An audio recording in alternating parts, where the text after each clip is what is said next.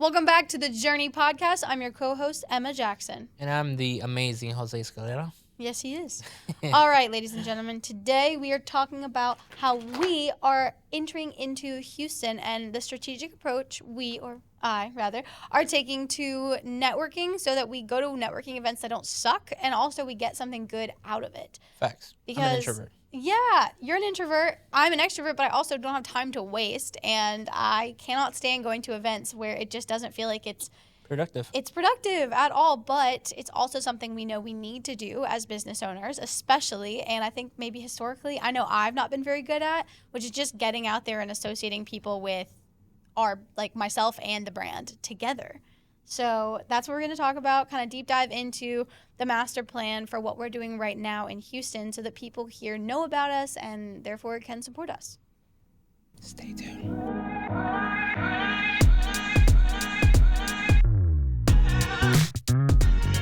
All right, Jose, what did you do this weekend? That's how you want to start? Yeah, it is. I want to know. I heard you were baking bread. I was making pizza dough. Making dough. Unsurprisingly, you're making dough on the clock and off the clock. Yeah, I guess so. No, yeah. That was a good joke. I made some pizza dough. I chilled back, recovered it, a little bit of research, and just honestly just trying to put myself in the best position to succeed this week. Okay, so we did a giant session on Friday about quarter planning, right? We planned out the entire quarter. Well, actually, we technically planned out the next 5 years, and then we worked backwards and planned out the next 90 days. Correct. And there is a lot of growth that's going to happen in the next 90 days, right? That's true. Yeah, we're going to hit the ground like sprinting, not even running. Tell me a little bit about where you want to go with that. I mean, reality is we have targets, we have goals, so we want to reach. I like your vision for the 3-year mark, transitioning you more into like a strategy and growth versus creative director, which I think is a very unique transition in your position because you have a very talented skill set to network and to meet interesting people that we can then base off and grow our company with and maybe go into more acquisitions or more strategic partnerships, which is very interesting. So my job the next 1.5 to 2 years is putting that roadmap to get to that point. Something that we talked about is that we moved down here. We have this, reputation in the Northeast, specifically in the Midwest. So Kentucky, Indiana, Ohio, all the way up to New York and the Carolinas and all of that. We have clients that we work with all the time. But we honestly don't have a presence in Texas. And moving to Houston was a big wild card for us. And we knew it was the right place because we were building a business around our lifestyles and the kind of life that we want to have. Houston made sense. And also from a business perspective, but no one knew who we were here. So as part of this plan as we're building and growing, we need to establish ourselves in Houston. So today I wanted to talk about the importance of networking and really what it means for businesses to establish themselves in a community beyond just like your typical like networking event, and kind of what we are doing to make sure that people know who we are, so that we are a resource for the community. Correct. So you tell me, you're the master strategy in networking events. I'm the introvert, you're the extrovert. So what you got planned, what you're cooking? Okay, well, I think we have to play to both of our strengths, right? So, for example, you have a massive skill of being able to dive deep when you meet someone that really aligns with your goals and vision, right? Like, tell me about the guy that you met who is, he's an M&A and he's doing the consulting for us. Like, how did you meet him and how did that conversation progress? Yeah, I went to a networking event called Cups of Joey's, and it's like networking with purpose, not just trying to sell something to somebody else. What does networking with purpose mean? Yeah, networking purpose is kind of cool. You ever been to those networking events where people are just like hand you a business card and like hire me for your services or That's why I really don't like typical networking events. Well, network with purposes with a couple of Joey's is just like, hey, I'm Jose. I run a marketing firm, but the reason I run my marketing firm is to help small businesses scale to the next level of their potential. Something like that. So you basically end up having deeper, more meaningful conversations. Exactly. And you might be talking about your business. You might be talking about what the market is doing. You might be talking about whatever event is happening in the moment. Not necessarily what your company is doing, what you're doing as an individual, or if you're a contractor, what jobs you're trying to bid for.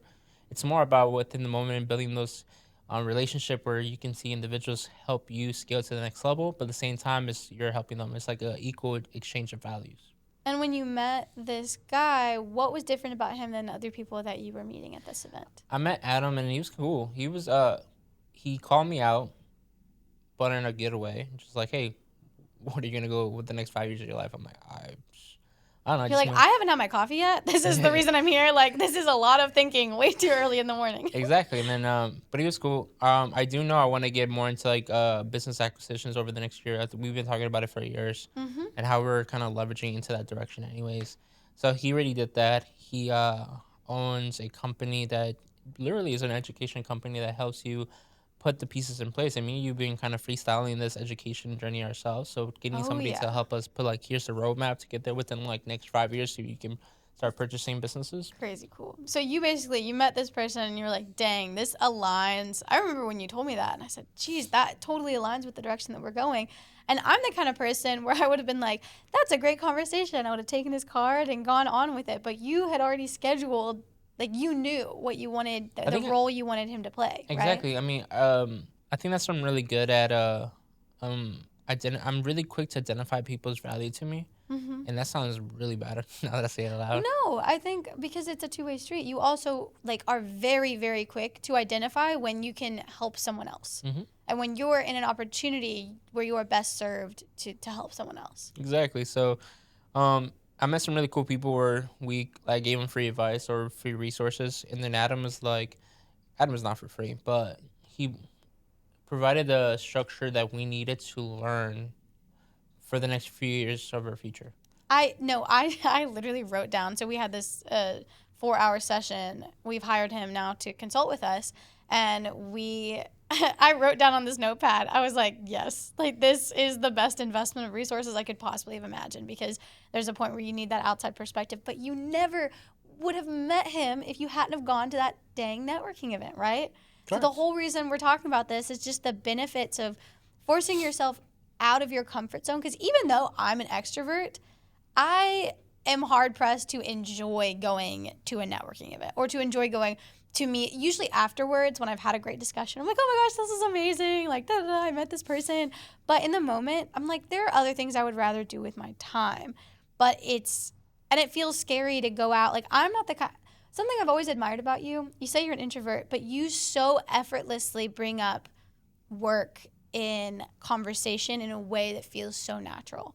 And it doesn't feel like you're awkwardly pushing anything, because you're genuinely passionate and it just like overflows into what you talk about, and somehow always comes out in like the perfect way without it feeling forced. I have always struggled with either never talking about work, or when I do talk about work, feeling like it's forced. So that's the balance that I'm like teaching myself right now, is how do you bring up, because I am anyone that knows me in real life knows I'm really passionate about what I do. Like, it's a huge part of my life. But I am so self-conscious sometimes of seeming like I'm trying to sell someone or be one of those people who's like pushing myself. And the reality is that in business, you literally have to, especially when you're a business owner and entrepreneur. If you're not going to, yes, you're going to have a sales team and an employee team, but you really need to be a champion behind your own business, right? 100%. And you can't be afraid to, or like, I don't want people to know me and be like, oh, I didn't even, like, I've had this happen before. People are like, so what does your business do? Or like, I didn't even know you were in marketing. And it's like, come on. You know what that tells me is that when they have a moment where they need something, they're not going to think of me, because they're not going to realize that we do that. And that's why I've made this commitment to myself to really get out there and start to associate people, because I'm a social person. I want to get to know Houston, all of that, but I want people to associate Emma Jackson with the Idea Farm and what that means. So how you're going about it?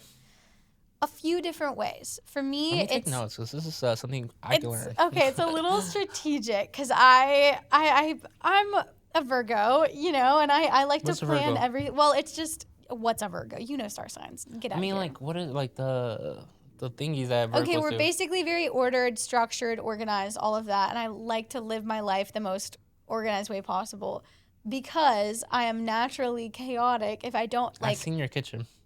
It's actually very clean right now. Yeah, no, but you can't remember to put anything down on a calendar ever, and I live by the calendar, and I have to live by the calendar, because if I don't, it falls out the door, So it's like a method of. So for me, I honestly just looked at all these different organizations that I knew would be hosting events. So incubators, accelerators, think tanks, and then on top of that, you have sectors here in Houston that are really big. You have energy, you have healthcare, and I kind of broke them down. You have the arts, there's a lot of arts and culture stuff, and you can go to these websites and you can see events that they're hosting for the month. The easiest ones are the ones that bring together entrepreneurs and startups a lot. So your incubators and accelerators, and also any sort of like WeWork, Common Desk, sort of common co-working spaces. Their whole goal is to network and bring people together. So those spaces are really, really good. So I went to an event at the Impact Hub on Friday of last week. I'm going to go to one at Greentown Labs next month. Literally just looking at those events, matching up with what makes sense, and then coming up with an intention before each event. So if there's a panel, what do I want to learn? Do I want to get a chance to talk to one of the panelists? What am I trying to achieve out of this? And how do I want to represent myself and the company? And going into an event, as opposed to, I think in the past, I've just kind of shown up without expectations or without any real plan. And that's okay. And sometimes good things can come of it. But the event I went to on Friday, I went into it with one specific goal. It was a all-female panel, right? Well, yeah, it was. I mean, yes, it was a panel about social media and how to leverage like your personal brand essentially for work. And these the speakers were from this Houston podcast, Ask Your Work Wife, which shout out is really cool. I didn't know much about it, and now I can't wait to talk to them more and see if they even want to come on our podcast. But their whole thing is specifically corporate America. They are corporate America women who are paving the way for other ambitious women to get into corporate America. So one of the co-founders sort of grew up in corporate America. Her parents were in corporate America, so she had that pathway. The other one did not. And she was doing things like really, really valuable things, but low income, like managing a yoga studio and doing all this other, like teaching Pilates on the side and all of that. And they said that she was making like $25,000 a year and went from making 25 to 125 in 2 years just from understanding how to rephrase and reframe the things she was already doing and I so relate to this because without having come from being an entrepreneur or a business owner in this non-traditional path that I've had, sometimes I don't know the words to even talk about the things we've done, the things we know how to do. And words are powerful. Give me an example. Like, I have recently learned some of the terms we talk about when we talk about, like, if we were ever to talk to an investor, how do you talk about our business and the state of our business? Depending on different audiences, you can talk about debt being a good thing or a bad thing. You can talk about assets being a good thing or a bad thing. I mean, there's just like so many ways to rephrase. Assets are always a good thing. But it's just, it's that sort of stuff, you know? And the same works for in corporate America where they were talking about how, you know, as someone who had run a yoga studio, she had managed a team. She had handled inventory. She had done it's basically corporatizing the speak so that it transferred Inventory across management versus it transferred across worlds. But I went into that networking event with the intention of meeting those women and then seeing if they wanted to connect further and potentially, you know, just share kind of podcast knowledge and maybe bring them on our podcast. And not only did I do that, but I got to meet with so many other really interesting people that were also there, drawn there for a specific reason to hear these women speak. And it felt like such a success because I had gone in with an intention and I was able to really do that. That's very interesting, honestly, because it's true. There is a language that people sometimes don't know about corporate America, and I can see the benefits of just learning like the language and how much it can benefit you. When you said $25,000 she was making, I'm like, what? But I can see the relationships. I am super impressed the way you kind of like stigmatize your zones, like, and how you start attacking each zone based off what your goals are. It's goals and also interests aligned, so it has to be something I'm personally interested in to a degree because I don't care if it could be the most lucrative thing for business, but if I'm sitting there and my eyes are glazing over and I don't want to talk to anyone, that's going to be pretty obvious. People are going to notice, they're going to pick up on your energy, but because I was there and I was like, yes, this makes so much sense, this is exactly on par, like, I want to get to know them, da-da-da-da. I ended up drawing like several people to me that just wanted to talk and give me their cards and wanted to learn more about the Idea Farm because of the energy I brought to the room. And that would not have been the case if it had been something that I hadn't personally connected with. I love it. Yeah. it's such a beautiful thing to see you kind of blossom this way, honestly. Well, thanks.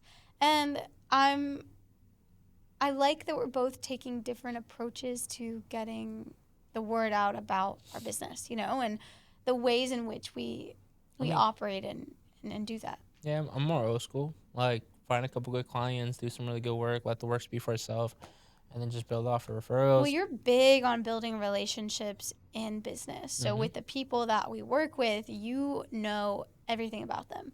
And you really take time to get to know them so that those referrals then do come naturally. Yeah, I mean, they put food on my table, so I make sure I take care of them.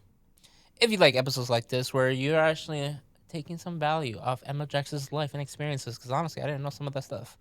Stay tuned, right? Yeah, no, we want to keep uncovering and having conversations about what we're doing right now, and that's how we're changing this format up. Rather than talking about stuff that happened in the past, we're talking about what we're doing right now to make sure that we grow our business, that we change the game for marketing, and we do it all in a new city where no one knows who we are yet. But they're starting to. Stay tuned to next week's episode. Bye. Where Batman will conquer Robin. Okay.